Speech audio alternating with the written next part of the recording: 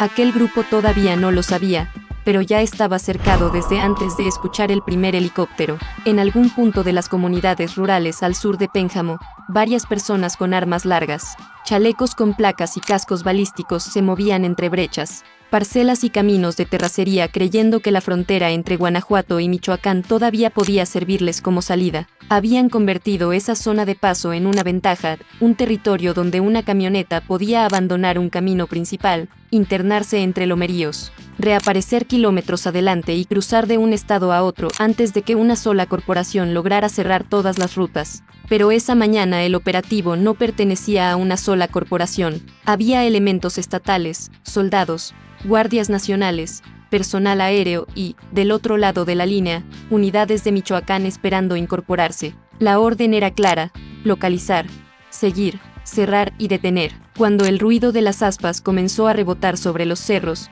la célula ya había sido detectada. Desde tierra, las patrullas avanzaban levantando polvo. Desde el aire, cada giro de los vehículos quedaba expuesto. En las radios oficiales se repetían referencias cortas, coordenadas y advertencias para que nadie se adelantara sin cobertura. En las radios de los perseguidos, en cambio, las voces comenzaron a encimarse. Unos pedían abrir paso, otros preguntaban por una salida hacia Michoacán. Alguien ordenaba no detenerse. El conductor de una de las unidades apretó el volante y lanzó el vehículo sobre una brecha estrecha, mientras detrás de él los hombres armados trataban de decidir si la persecución todavía podía romperse o si ya estaban corriendo dentro de una trampa. La escena terminó en La Piedad, Michoacán, con 10 personas detenidas. Entre ellas estaba Carlos Giovanni N., alias El Ojón, señalado por las autoridades como presunto líder operativo y coordinador de ataques armados contra grupos rivales en la región. A su alrededor quedaron 8 armas largas,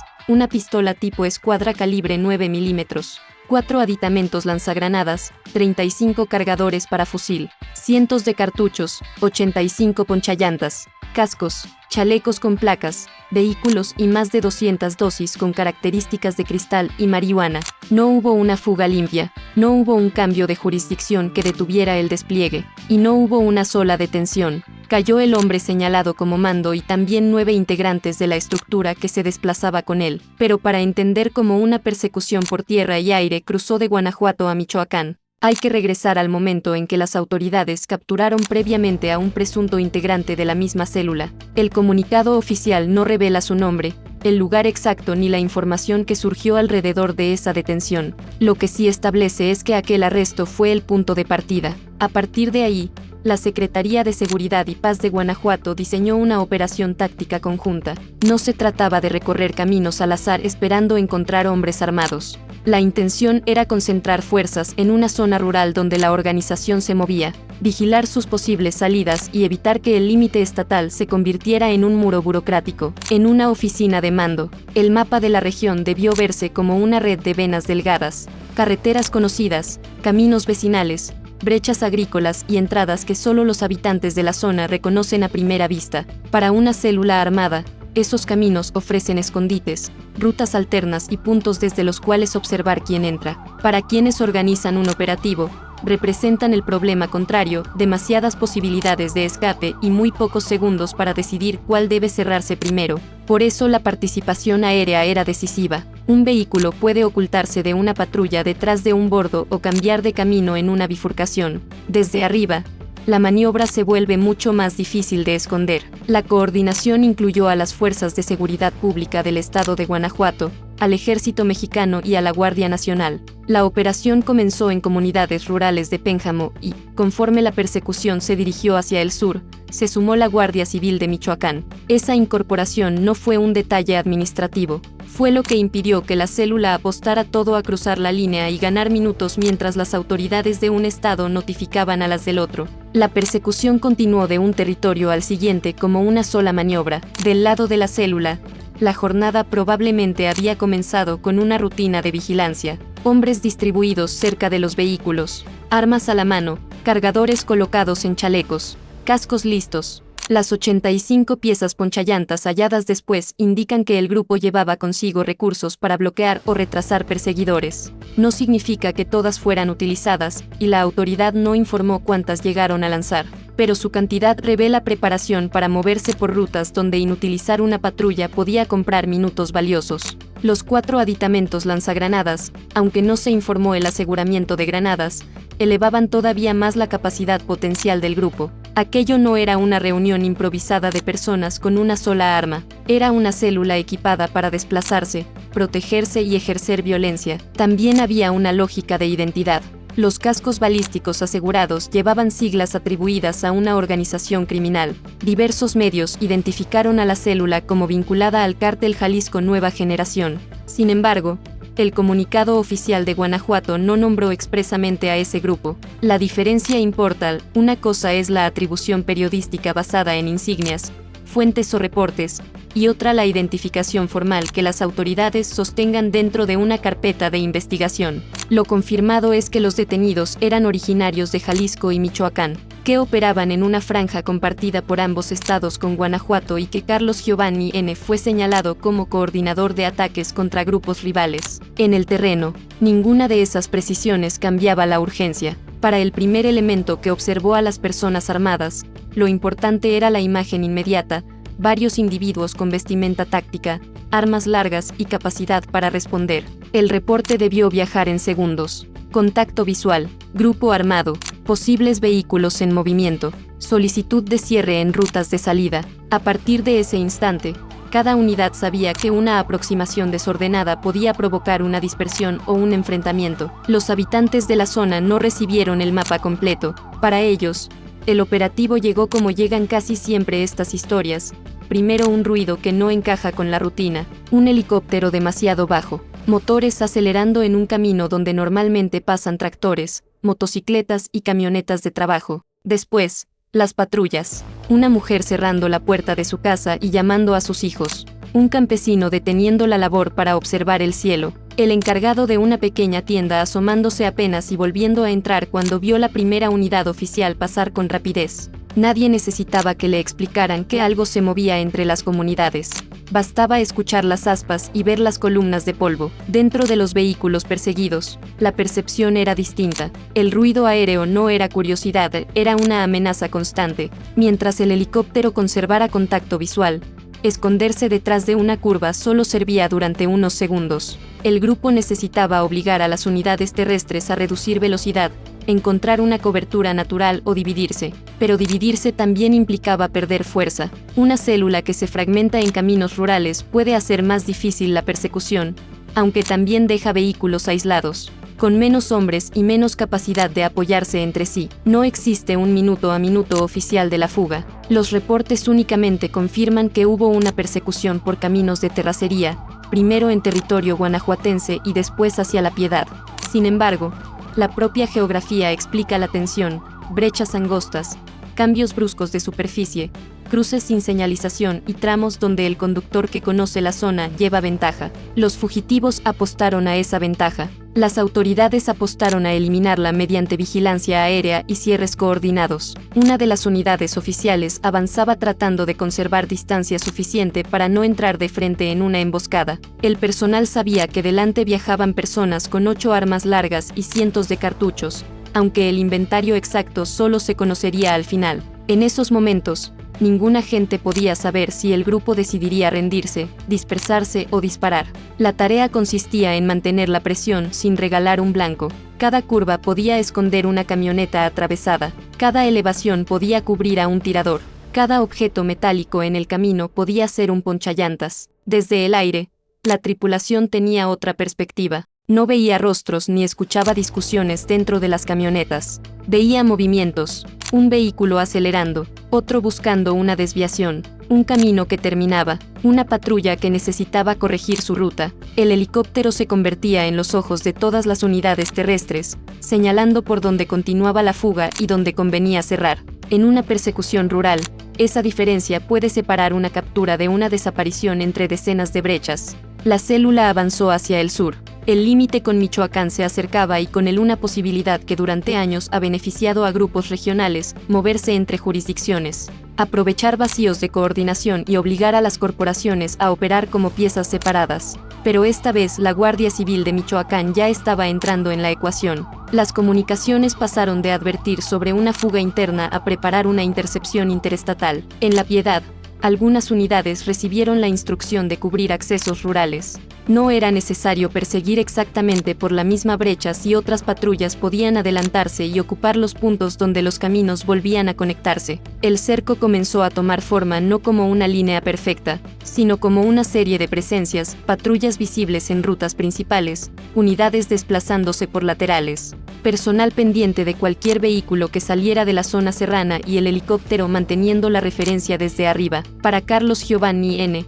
el margen de decisión se estrechaba. Las autoridades lo señalan como el encargado de coordinar ataques contra rivales, lo que sugiere una posición de mando dentro de la célula. En una huida, ese mando pesa. Cada orden puede salvar al grupo o conducirlo hacia un cierre. Seguir juntos ofrecía armas y protección. Separarse ofrecía rutas, pero también aumentaba la posibilidad de que una parte fuera capturada y proporcionara información sobre las demás. Regresar hacia Guanajuato significaba volver contra las unidades que venían detrás. Continuar hacia Michoacán implicaba entrar en un terreno donde nuevas patrullas ya se estaban sumando. Uno de los hombres observó hacia atrás. El polvo levantado por la persecución borraba por momentos las figuras de los vehículos, pero el sonido del helicóptero seguía encima. Otro revisó su cargador, no necesariamente porque estuviera a punto de disparar, sino porque cuando una persona armada se siente cercada, el cuerpo busca certezas pequeñas, el seguro, el cargador,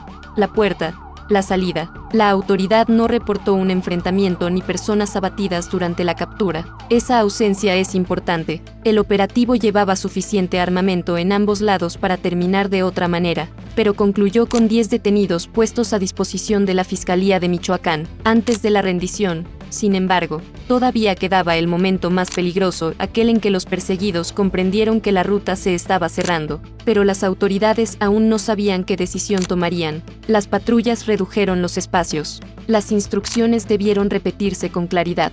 Manos visibles, armas al suelo, descender uno por uno.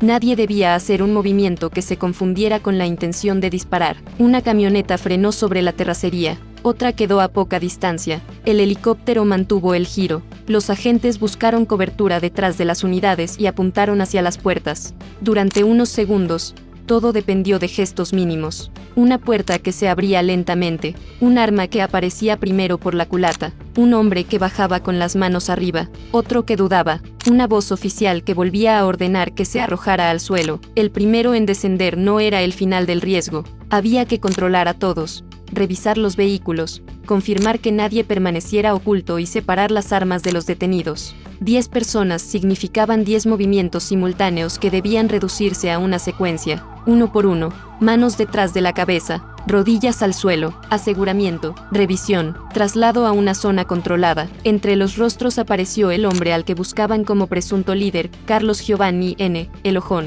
Su captura transformó la persecución en un golpe operativo de mayor alcance. No se trataba únicamente de interceptar un convoy armado. Las autoridades afirmaban haber detenido al coordinador de una célula considerada una de las principales generadoras de violencia en la región. Junto a él quedaron 9 personas más, todas originarias de Jalisco y Michoacán según la información oficial. Cuando los agentes comenzaron a abrir puertas, revisar asientos y descargar el equipo, el tamaño de la capacidad armada quedó expuesto. 8 armas largas, no una ni dos, sino suficientes para equipar a buena parte del grupo. Una pistola de 9 milímetros, 4 aditamentos lanzagranadas que podían montarse en fusiles, 35 cargadores, cientos de cartuchos de distintos calibres. Los números importan porque muestran que la célula no estaba preparada únicamente para intimidar. Tenía reservas para sostener fuego, reemplazar cargadores y desplazarse con un nivel de protección superior al de un grupo improvisado. Los 85 artefactos ponchallantas contaban otra parte de la historia. Son objetos sencillos frente a un fusil, pero en una persecución pueden ser decisivos. Lanzados sobre una brecha o una carretera, obligan a las unidades a detenerse, cambiar de ruta o continuar con neumáticos dañados. También pueden afectar a civiles que circulen después. El hecho de que el grupo llevara decenas de ellos muestra una forma de pensar basada en bloquear, retrasar y controlar el movimiento de otros. Los chalecos con placas y los cascos balísticos indicaban que quienes viajaban allí esperaban riesgos. No era solamente equipo para una fotografía o una apariencia. Las placas buscan detener proyectiles. Los cascos protegen zonas vitales. Combinados con armas largas, cargadores y vehículos, forman el equipo de una célula que anticipa enfrentamientos con rivales o con autoridades. También fueron aseguradas más de 200 dosis empaquetadas de sustancias con características de cristal y marihuana. La autoridad no detalló el peso total ni explicó si la droga estaba destinada a distribución local, pago interno o traslado. Esa parte quedó abierta para la investigación. Los vehículos y todo el material fueron entregados, junto con los detenidos, a la Fiscalía General del Estado de Michoacán. En ese punto terminó la persecución, pero comenzó otra carrera menos visible: fotografiar cada arma, contar cada cartucho, registrar cada cargador, embalar las sustancias, revisar números de serie, determinar la procedencia de los vehículos, analizar teléfonos y equipos de comunicación si fueron localizados, comparar las armas con indicios balísticos de ataques anteriores, establecer si alguno de los detenidos tenía órdenes pendientes, reconstruir los movimientos de la célula entre Jalisco, Guanajuato y Michoacán. Todo lo que durante la huida era velocidad, polvo y ruido se convirtió después en cadena de custodia, informes y expedientes. La detención también abrió una pregunta central: ¿qué ataques coordinó realmente el Ojón? El gobierno de Guanajuato lo señaló como responsable de organizar agresiones armadas contra grupos rivales y sostuvo que la célula podía estar relacionada con delitos de alto impacto ocurridos en el estado. Sin embargo, hasta ese momento no se habían publicado nombres de víctimas, fechas concretas, carpetas de investigación ni una lista detallada de hechos atribuidos. El señalamiento era grave, pero todavía debía traducirse en pruebas presentadas ante una autoridad judicial. Del lado de los habitantes, la noticia llegó primero como rumor. Agarraron a varios. Venían desde Pénjamo. Había helicóptero. Cayeron en La Piedad. En las comunidades, las versiones suelen viajar más rápido que los comunicados. Algunos hablaban de una balacera, otros elevaban la cifra de detenidos. Hubo medios que publicaron 22 arrestos, pero ese número sumaba 2 acciones diferentes: los 10 capturados en la persecución de El Ojón y otras 12 personas detenidas en un operativo distinto en León. En el caso de la célula perseguida desde Pénjamo, la cifra confirmada fue de 10. También se difundió que la célula pertenecía al cártel Jalisco Nueva Generación. N+ y otros medios lo presentaron de esa manera y reportaron que el equipo táctico llevaba siglas del grupo. El comunicado oficial habló de una organización criminal, pero evitó nombrarla. Esa cautela puede responder a que la afiliación todavía formaba parte de la investigación o a que las autoridades prefirieron limitarse a lo que podían sostener públicamente ese día. Las imágenes de insignias pueden ser indicios, pero no sustituyen la acreditación de una estructura, sus mandos y sus vínculos. Para quienes participaron en el operativo, el balance inmediato era más concreto: 10 personas controladas, ninguna fuga reportada, un presunto mando detenido, armas fuera de circulación, ponchallantas que no llegarían a otra carretera, chalecos y cascos que ya no protegerían a la célula en un siguiente ataque, drogas retiradas, vehículos asegurados y, quizá lo más importante, la posibilidad de obtener información sobre una red que operaba en una franja donde 3 estados se conectan. El valor de una detención de este tipo no se limita al nombre del objetivo. Una célula funciona porque hay conductores, vigilantes, personas encargadas de armas, comunicaciones, refugios y movimientos. Cuando caen 10 integrantes juntos, la autoridad puede comparar versiones y reconstruir jerarquías. ¿Quién obedecía a quién? ¿Quién conocía los caminos? ¿Quién portaba cada arma? ¿Quién tenía contacto con personas fuera del grupo? ¿Quién sabía dónde se guardaba equipo adicional? Una sola contradicción entre declaraciones puede señalar el dato que falta,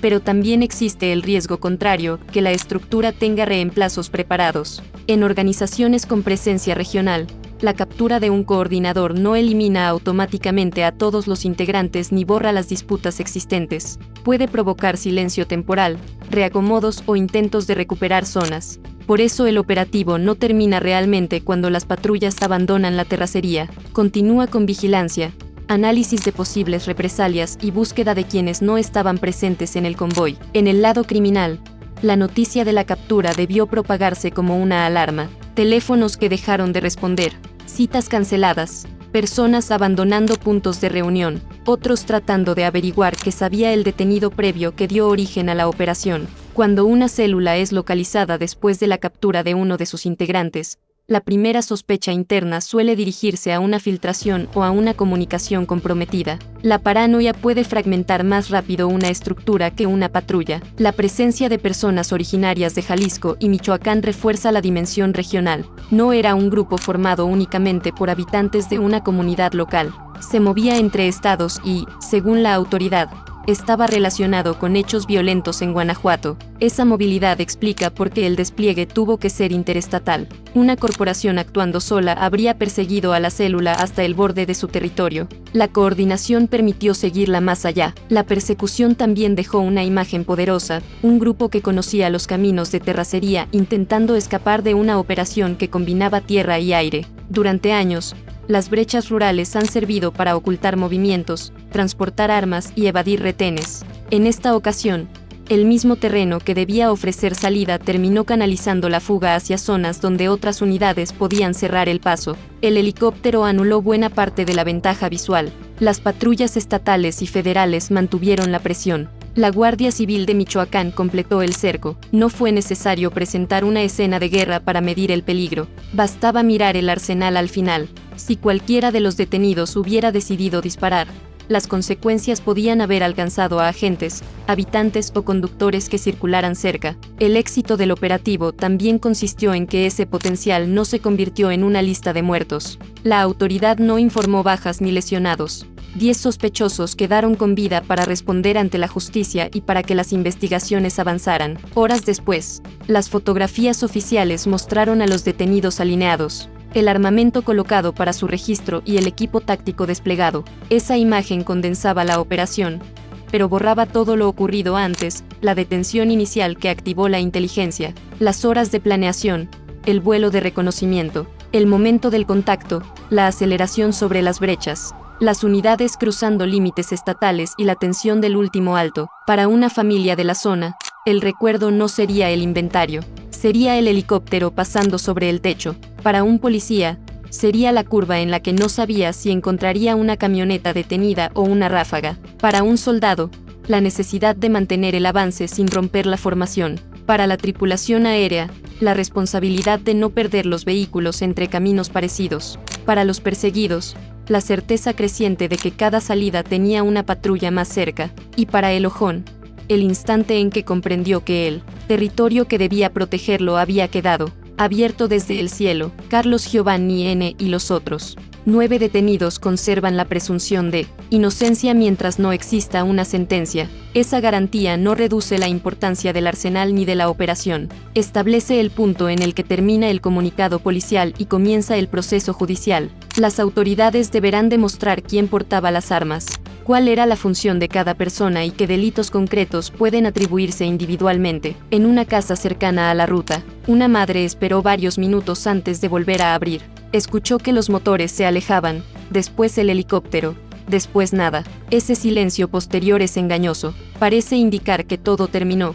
Pero para quienes viven en la región queda la pregunta de qué ocurrirá al día siguiente. Si habrá más patrullas, si algún grupo intentará responder, si los hombres que no fueron detenidos abandonarán la zona o buscarán reorganizarse. Mientras tanto, la organización a la que los medios vincularon la célula enfrentaba una pérdida doble: personas y equipo. Las armas largas, cargadores, protección balística y vehículos representan inversión, contactos y capacidad operativa. Reponerlos requiere dinero y redes de abastecimiento. Reponer la confianza es más difícil. Después de una captura originada por la detención previa de un integrante, cada enlace puede sospechar del otro. El apodo de El Ojón comenzó a circular en titulares como si se tratara de un personaje ampliamente conocido. Pero antes del operativo había poca información pública verificable sobre Carlos Giovanni N. No se habían difundido antecedentes detallados, edad, trayectoria criminal documentada ni una cronología de su supuesto ascenso. La captura lo convirtió de golpe en un nombre nacional, aunque su historia personal permanecía casi vacía. Esa ausencia debe leerse con cautela. Un apodo repetido muchas veces no sustituye un expediente. Lo que sí quedó establecido fue su posición atribuida dentro del grupo: presunto líder operativo, coordinador de ataques contra rivales, parte de una célula que se desplazaba con armas y equipo táctico, objetivo de una acción que movilizó recursos de 2 estados y fuerzas federales. Ese conjunto de elementos explica por qué la operación no se limitó a un retén y por qué la persecución continuó hasta asegurar a todos los ocupantes localizados. La operación comenzó con una pieza pequeña, la captura de un presunto integrante. Terminó con una célula completa bajo custodia. Ese salto revela el valor de actuar sobre la información con rapidez. Si las autoridades hubieran demorado, el grupo podía cambiar de punto, abandonar vehículos o dispersarse. Si la coordinación con Michoacán hubiera llegado tarde, la frontera estatal podía convertirse en una salida. Si el apoyo aéreo perdía contacto, las brechas podían tragarse el convoy. Para los agentes que regresaron después de la captura, el cansancio llegó cuando bajó la tensión. Durante la persecución, el cuerpo funciona por órdenes: observar, cubrir, avanzar, frenar, descender, asegurar. Después aparecen el polvo en la ropa, el ruido persistente de las aspas en los oídos y la conciencia de lo cerca que estuvo todo de una respuesta armada. El arsenal colocado frente a ellos confirmaba que la amenaza no había sido imaginaria. Para los detenidos, el trayecto siguiente fue completamente distinto al de la fuga. Ya no decidían la ruta, iban separados, vigilados y sin acceso a sus armas ni comunicaciones. La rapidez de las brechas fue sustituida por el procedimiento: lectura de derechos, certificaciones médicas, registros, entrevistas y puesta a disposición. El ojón dejó de ser el hombre que presuntamente daba órdenes dentro de una célula para convertirse en un imputado sujeto a las decisiones del Ministerio Público y de un juez. Mientras esas decisiones se preparaban, en Pénjamo y La Piedad la vida retomó su apariencia normal.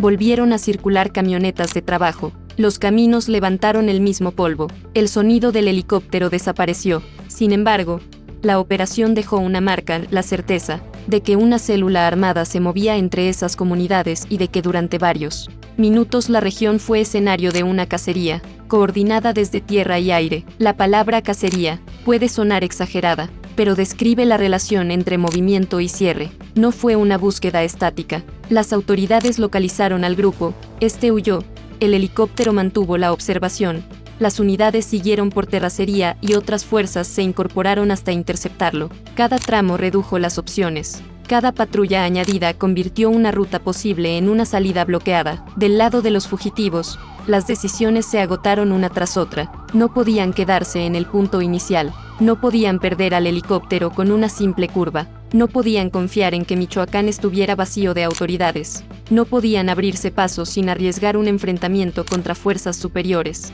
Al final, la capacidad de fuego que llevaban no les garantizó libertad. 8 armas largas no sirven para ocultar un convoy visto desde el aire. 85 ponchallantas no detienen a unidades que pueden recibir rutas alternativas. Los chalecos protegen cuerpos, pero no abren caminos cerrados. Esa es quizá la lección operativa más fuerte del caso. La célula tenía equipo para resistir y herramientas para escapar, pero la coordinación eliminó sus ventajas una por una. La información obtenida después de una primera captura permitió ubicarla. El componente aéreo redujo la posibilidad de perderla. Las fuerzas terrestres mantuvieron presión. La incorporación de Michoacán impidió que el cambio de estado rompiera la persecución. El resultado fue una detención múltiple sin un saldo mortal reportado. Lo ocurrido el 24 de julio de 2026 ya tiene, sin embargo, una secuencia confirmada. Un presunto integrante fue detenido en Guanajuato. Esa captura impulsó una operación táctica. Fuerzas estatales y federales localizaron a personas armadas con vestimenta táctica en comunidades rurales. El grupo huyó por caminos de terracería. La persecución avanzó hacia Michoacán. La Guardia Civil se sumó. 10 personas fueron interceptadas en La Piedad. Entre ellas estaba Carlos Giovanni N., alias El Ojón. El arsenal, la droga, el equipo y los vehículos quedaron bajo resguardo ministerial. Todo lo demás deberá ser demostrado. La pertenencia concreta a una organización, la cadena de mando, los ataques que coordinó, las víctimas vinculadas, los lugares donde operaban, las personas que quedaron fuera del operativo. las rutas de abastecimiento, los posibles contactos dentro de otros estados. Cada respuesta puede ampliar el caso mucho más allá de la terracería donde terminó la fuga. Por ahora, la última imagen es la de un convoy que creyó encontrar una salida hacia el sur y terminó entrando en un cerco. Arriba, el helicóptero seguía girando. Adelante, las unidades de Michoacán cerraban accesos. Detrás, las fuerzas de Guanajuato, el ejército y la Guardia Nacional mantenían la presión. En medio, 10 personas comprendían que la frontera ya no era una puerta. Carlos Giovanni N., el Ojón, quedó detenido junto con 9 presuntos integrantes de su célula. Las armas que podían alimentar otro ataque fueron aseguradas. Los ponchallantas que podían cerrar una carretera quedaron embalados como evidencia. Los cascos y chalecos que representaban poder terminaron extendidos frente a las cámaras. Y una operación nacida de una primera captura demostró que, cuando la información se mueve más rápido que los fugitivos y 2 estados actúan como un solo frente, hasta los caminos más escondidos pueden convertirse en el lugar exacto donde termina una huida.